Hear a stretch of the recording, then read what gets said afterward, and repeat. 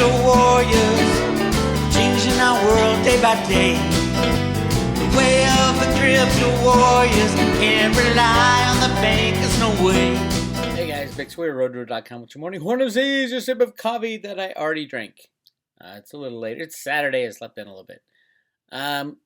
Let's talk about a couple things. Silver, kind of where I think we are right now, and then shocking news from Warren Buffett, shocking to anybody that's not on the road to Roota.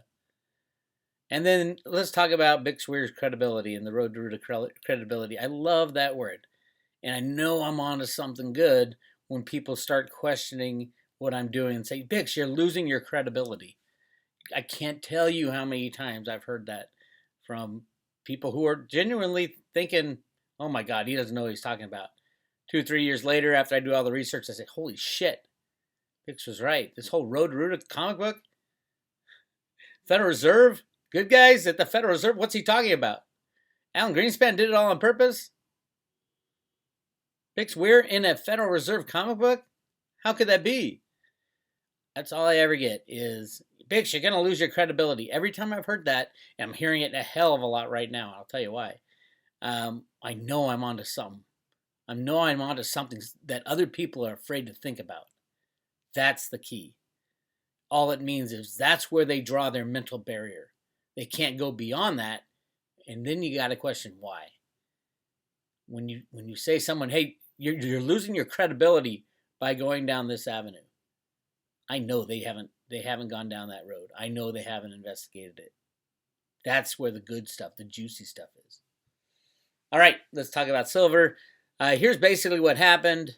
Ted Butler hinted at this. JP Morgan struck a deal, and the banking cabal struck a deal with the DOJ to basically get out of their rigging position. They have disappeared their short position. They have sold off 300 million ounces of physical silver. And that happened right in here in March, right when the slam down happened. That's a classic JP Morgan move. A little bump up and then a slam down, shake out all the shorts, knowing they're going to have to go long. That's how the game is played, 100%. So basically, the U.S. Justice Department said, you have a year. You have a year to get out of your shit, or 6 months. Could come down to this September. But yeah, I would say 6 months, because JP Morgan is out of their short position. JP Morgan has ponied up, I think, 300 million, and they might have stopped, which I'll get to in a second. But so that's how it happens. The fake silver slam created by JP Morgan and friends, Jamie Dimon, belongs in jail. But hey, probably half Congress belongs in jail, right? And I'm serious about that. Anyway, we are on a run. It's looking really good for silver. Look at the last 30 days, up from 18. Remember, it was just at $18 like last month. And now we're up at 26, 27 bucks. I tell you, it's going to 600, over 1,000, then 1-to-1 with gold. That's what happens in a non-rigged market when fair market value kicks in. Okay, here's what I think is going on with the silver volumes. Again, the volumes are off the charts. Yesterday, over 200,000 contracts traded hands. That's over 1 billion ounces of silver. These numbers are, in 2011, that was the big day, 1 billion ounces they dumped. So they've been dumping double that, triple that, quadruple that the past 2-3 weeks. This is the last month of this game. And it might not be that COMEX shuts down. I think that's part of the plan, is not to destroy the banks, but to end the manipulation of silver, meaning the banks have to a certain point to get out of their positions. Now, in silver on the COMEX, there's 2 ways they can get out of their short positions. One, which has happened a lot, like last month, is to deliver the physical metal against the short position, thus canceling out the short position. Delivery of physical metal. That was really kicked into high gear in July, the biggest delivery month ever for silver. Now we're coming up to September. And do I think that there will be another monster silver month of delivery? I do, but it's not going to be the killer. Here's what I think is going to happen. And I think it started happening just this last week. the total open interest has started to fall. And I was saying, hey, this open interest is high. It's at 650 million ounces. They can't, obviously can't deliver that. They're going to have to knock off 9,000 contracts every single trading day. There's only 9 trading days left. So what did they do? They started knocking them down. And we're down already. The open interest for September is at 85,000 contracts. So times 5,400 and something million ounces. Still off the charts, but there's been some big knockdowns of open interest. Now here's the deal. When open interest goes down for a given month, September or whatever, and you compare it to what the open interest did over the all the months for the future contracts, you get an idea of who's closing out their position and who's just rolling it over. A lot gets rolled over to the next delivery month, which is December contract. As you can see, the December contract is now, as of today, over the total open interest is over the total open interest of September. Now that's normal, but here's what's going on. When you look at, 5,000 contracts came off the open interest for the September delivery yesterday. Where they rolled over, meaning people just are playing the game, or maybe want to take December deliveries, or think it's going to go up and just play the paper game. That's one thing. But look what happened. We had 5,000 contracts taken off September, and then the overall 4,000 were taken off. So they weren't rolled. 4,000, 20 million ounces of silver was not rolled to the next delivery month, which is December. So that means those contracts were closed out. Again, 2 ways to close out a short contract. 1 is to deliver the metal into it, and 2 is to buy back the short. So go long. Okay, so you have a short out here, and in the September short, and you're going to want, right here, 5,000 have been taken off. You're either going to deliver the metal or roll it over or buy along. Buy along, and those 2 cancel out, and then it's over. Close your short. So that what it makes me think is probably not a monster delivery month. I think it'll be big, either the first or second big, but not like 10 times what it was, in July, which was the biggest ever. But at the same time, you've got the big commercials with the shorts shutting down their shorts, taking losses, accepting the losses because they're being forced probably by the DOJ to get out. This all looks towards September. Then we got to think, okay, in a freely traded silver market where fair market value actually counts as something, what is the value of silver? Nobody knows. But I think that's what we'll be finding out come September, October, November. So, yes, exciting stuff in silver. And it's transparent for the world. Everybody should know. Absolutely transparent that it's being rigged. My suggestion, demand to the CFTC was we should know everybody's trading position. Every trade that gets done, we should know who did it, how many contracts, and the purpose of that trade. They didn't like my idea. Why? Because the banks can't hide. That's why blockchain is so good for markets. You can't hide. Everybody can see what happened. Blockchain is coming to our markets. Unfortunately, the SEC destroyed the Veritasium solution. It's still a huge lottery ticket. It could go from $3 to $3,000 in a blink of an eye. If the SEC does what Cliff High's data said, that they're going to go to Reggie Middleton and ask him for his help. Why? Because he invented something that rehypothecation and market rigging would be extremely difficult to do. Peer-to-peer transactions secured by blockchain that everybody can see. It's beautiful. The criminals that did this at the SEC, the people who... Now, the guy in charge of the investigation quit the month before. That they came down with this crazy thing against Reggie and Veritasium. So there's a lot going on behind the scenes of Veritasium. I suggest everybody owns some, as you should buy a lottery ticket because it's either a home run or worth nada. And I'm thinking it might be a home run. But, again, when you buy it, expect to get zero. Because literally, what do you do when you get a lottery ticket? It usually goes to zero. All right, now let's talk about credibility. Let's talk about Bix Weir's theory on Warren Buffett. I've been saying it forever. People said I was crazy. They keep saying I'm crazy, and I keep coming up right. What the hell? Here's the latest news. Did Warren Buffett just bet against the U.S.? Berkshire buys Barrick Gold and dumps Goldman. I've said it all along. Warren Buffett is lying when he talks bad about gold and silver. Read what Warren Buffett's father said on the floor of the Congress in his speech called Human Freedom Rests on Gold Redeemable Money. Yes, it was Warren Buffett's father. Read Warren Buffett's autobiography, where he absolutely idolizes his father. We all know Buffett hated the banks before all this bullshit started in 2008. Who was the biggest investor in silver? Warren Buffett. Is Warren Buffett buying silver right now? We know he's buying gold. He's not only buying gold, he's buying one of the biggest gold miners in the world, Barrick. So what Zero Hedge had to say. This is going to get awkward.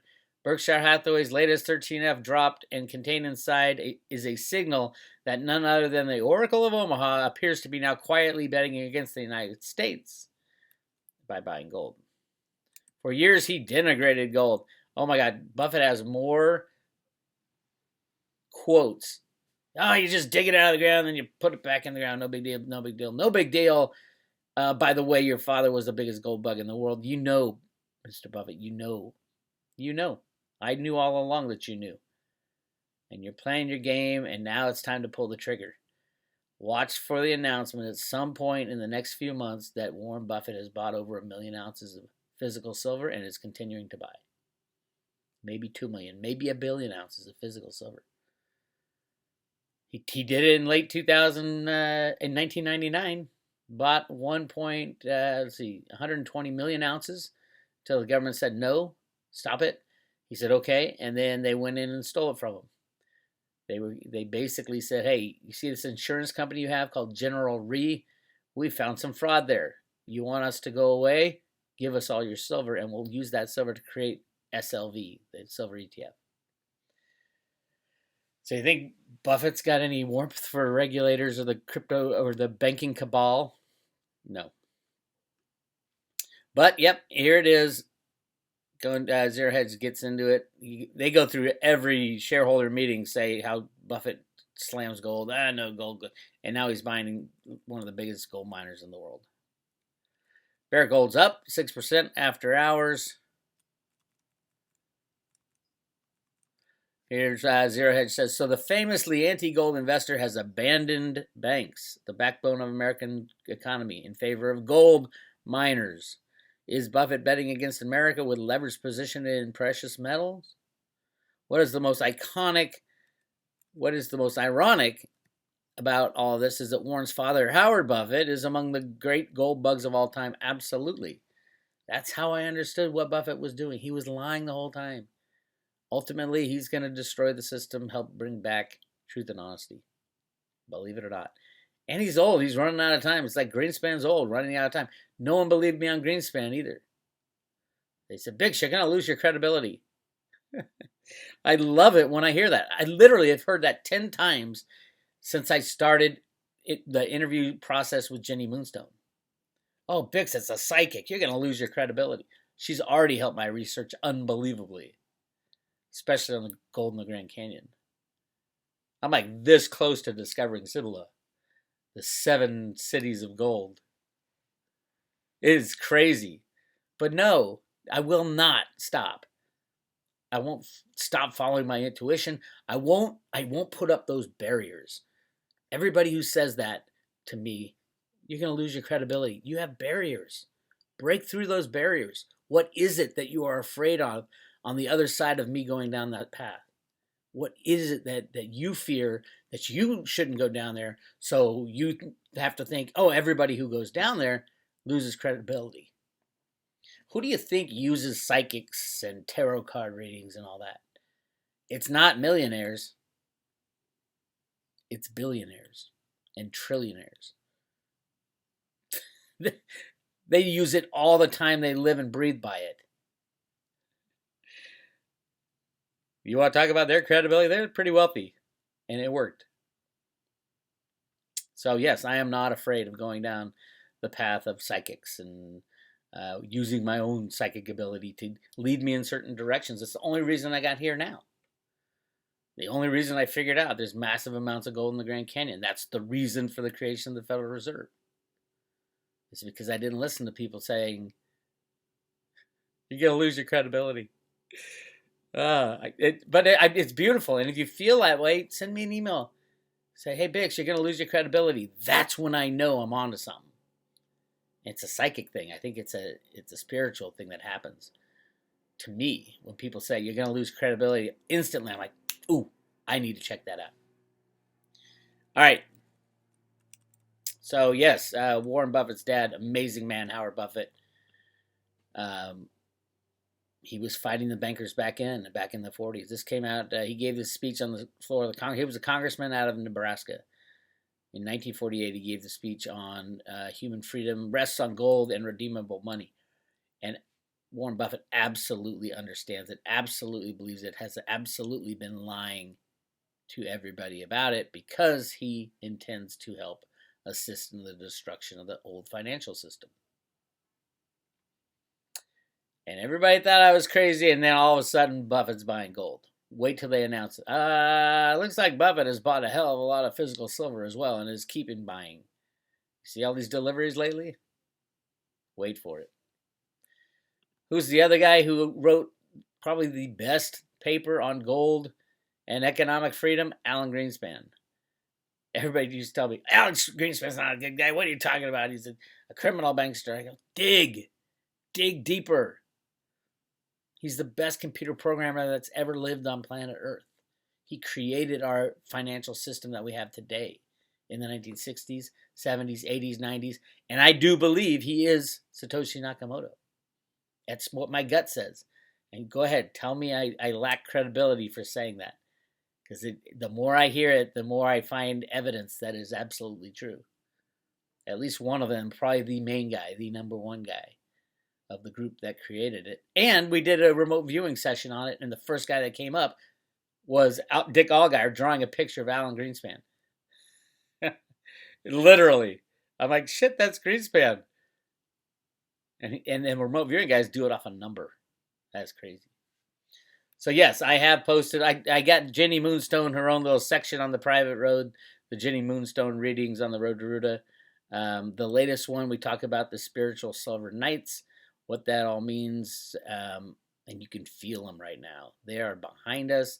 They are helping us. There are people around the world who are working to take out the banks through the only Achilles heel that they have. It's silver, not gold. They have a lot of gold, and there's a lot of gold out there.